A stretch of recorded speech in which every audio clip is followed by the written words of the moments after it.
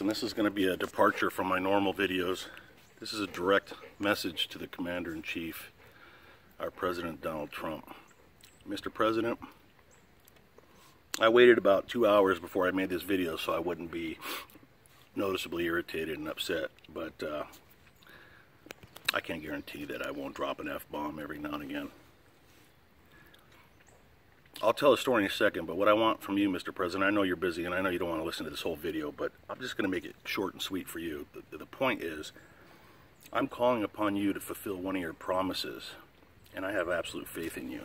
I have supported you since the day you came down the escalator with your beautiful wife, and that's a fact. But I am calling upon you to take a moment and fulfill one of your promises, which was to cut through some of the governmental red tape and nonsense and the unnecessary bullshit that the citizens of this country have to go through in order to have any kind of a communication with their government. It's abusive, it's intrusive, it's probably covering up illicit activity. The incident I'm talking about, I mean, I could name 1,000 of them, but one of them today was simple, just my contact with the IRS. That should be a simple, no frills situation. However, it turned into the IRS agent, the first one I talked to, basically calling me an idiot and hanging up on me after it took me, you know, a lifetime to get through to a human being. Okay? Now, my main gripe is not that the IRS is full of a bunch of assholes. We all knew that. It's why are we not allowed as citizens to record our federal agencies when we're talking to them? Now, it is not legal, as I understand it, to record the IRS. However, they can record us. And the bottom line is, I mean, this is pretty easy stuff here. When somebody does not want to be recorded, the only reason for that is they don't want to have anybody to have access to being able to prove disinformation, misinformation, or illegal or illicit activity on behalf of the people that don't want to be recorded. That's just simple logic. There is no reason in the world for anyone that is legitimate and above board to have a problem with a conversation being recorded. I live in Virginia, so we're allowed to record people without, you know, it's one-party consent. We don't have to let them know. But I am from California, one of the most liberal, you know, states in the union. And, you know, it's against the law over there for you to record somebody on a phone call, unless you let them know and you have a, you know, whatever. The bottom line, they have to agree to it, you know, consent to you doing that. That is bullshit. Listen, I am prior law enforcement, state and federal, retired LAPD, and a former inspector for, or a special agent with the Inspector General, one of the Inspector Generals in D.C. And we didn't even record our interviews with suspects during white-collar crimes, which, come on, man, we all know why that is. I always thought that was bullshit. You know, if you're the suspect, you should want everything recorded. And when the agency that's investigating you does not want to record their own interrogation, their own interview, that's a red flag, and that needs to be stopped, sir. And as far as the IRS goes, these people can shit all over us. And I have paid out the anus, like most of us, and I know you have. All of us, you know, I mean, I'm not one of these people that gets pissed off because you have a lot of money. I personally think that's the American dream and the American way, and hats off to anybody that's got the you know, the intestinal fortitude and the drive to go out and earn millions of dollars. That's great. I don't have those kind of resources, and I have literally paid out the ass. And the people I'm paying this money to treat me like shit every fucking time I have to get on the phone with them.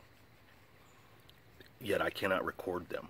So they can tell me whatever the fuck they want to say. They can say things, they can make threats, they can do whatever it takes for them to win the little battle, make their egos feel good. And I can't record them. You need to put a stop to that. It's my understanding that back in 1983, a representative, I don't know if it was a senator or what, but somebody from, I believe, Texas, instituted a bill or tried to push a law through, and I think it was aptly called CPA, Citizens Protective Act. You know, I just Googled really quick and saw that, but I'm going to look into it and find out why did that go nowhere?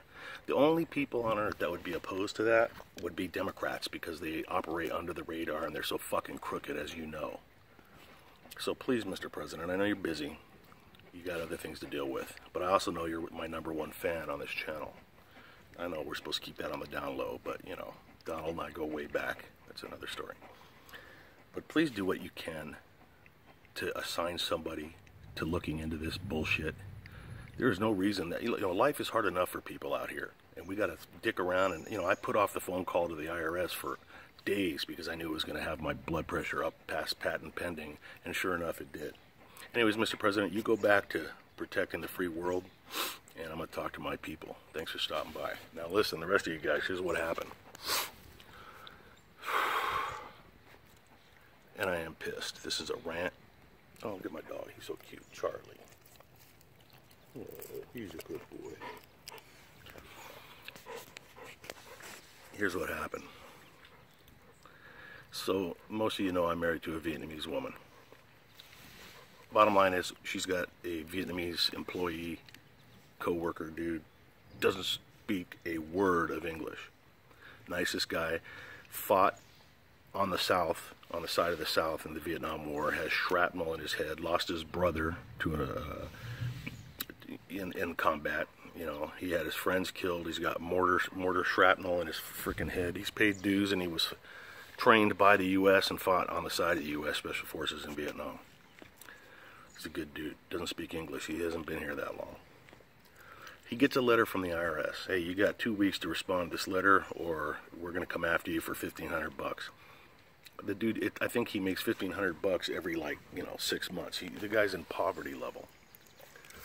So there's all these rules and all this bullshit that that he's supposed to do. So being a good person, you know, my wife says, hey, look, let's take some time. And, you know, I told her, I said, it's going to be a fucking nightmare.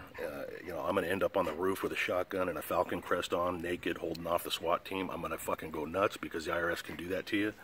And look at my boy, he's in ecstasy. For those of you new to the channel, Charlie's got lymphoma and mast cell tumor cancer. And he is still alive and well. 9 months after he was supposed to go meet Jesus, according to the vets. Look at my boy. So anyways, here's what happens, man. We get on the phone with the first person after, you know, I won't even tell you that story. It took how long it took me to get to a human. You know, and she's, right away she's got an attitude. You know, what can I help you?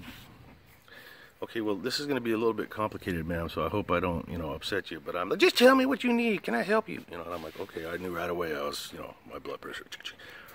Bottom line was, she pisses me off. I piss her. I asked for a supervisor. She says, no, I ain't giving you no supervisor. I'm like, okay, well, you know what? This call's being recorded. She goes, hey, oh, well, you know what? I'm under instructions to hang up on you if the call's being recorded. Click. So, you know, I run around, I start thinking about murdering, you know, innocent little puppies, change my mind, call back again after I calm down, get a different person. This person's really nice, and then it comes down to, you know, we have to, he has to make an appointment to go in person to see somebody. I said, that's great, let's make an appointment for him. Here's where the world falls apart. She says, oh, well, you know, you can't make an appointment for him. We got to get it from him. And I said, well, let me remind you, he's standing right next to me, but he doesn't speak a word of English. I can hand you the phone, but he didn't. Well, no, you have to fill out a form 607 Tango in order to get it's like a power of attorney so that you can speak on his behalf. And then once you send that in and we approve it, we'll send back an authorization with a number, an authorization number. Then you can call up and schedule him for an appointment. I'm like, wait a minute. Is this a joke? Am I being punked? I mean, what? First of all, he's got a week left on his deadline, according to the letter. And he's going to have to lose money and get in trouble, and there'll be penalties, and you know how the IRS is. Second of all, you're telling me I need a power of attorney to make an appointment for the guy? Yeah, that's unfortunately, that's the way it works. You know, we got our rules. I said, so I want to be crystal clear on this. I'm sitting here, he's sitting here, my wife's here, she can translate. But she says, no, we're not allowed to listen to any other human being but him, and I don't speak Vietnamese. I'm like, well, can you get somebody that speaks Vietnamese? We don't have anybody that speaks Vietnamese.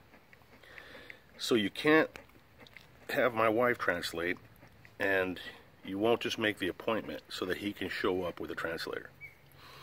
Nope, we're not allowed to because, you know, this is personal stuff. I'm like, wait a minute. What difference does it make who makes the appointment? You can't exploit the guy by making an appointment for him. Let's just say I'm a criminal and I make an appointment for the guy and then I don't show up. The IRS doesn't lose anything. Let's say I do show up. Well, I don't have the information to prove that I'm him, so you're going to catch me anyway. It just doesn't make any sense. This is the type of bullshit I'm talking about, and I could go on, but I think you get the point. I've taken up enough of your time. I'm pissed.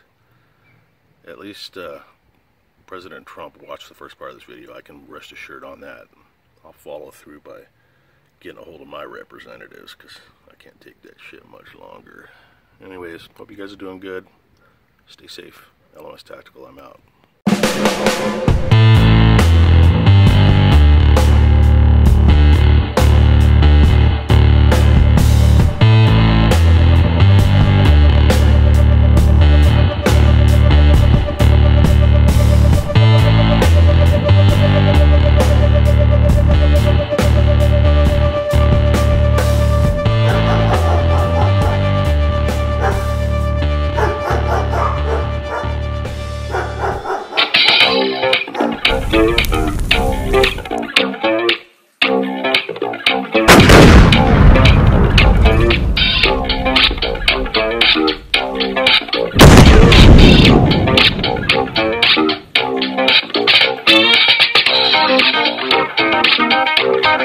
Thank you.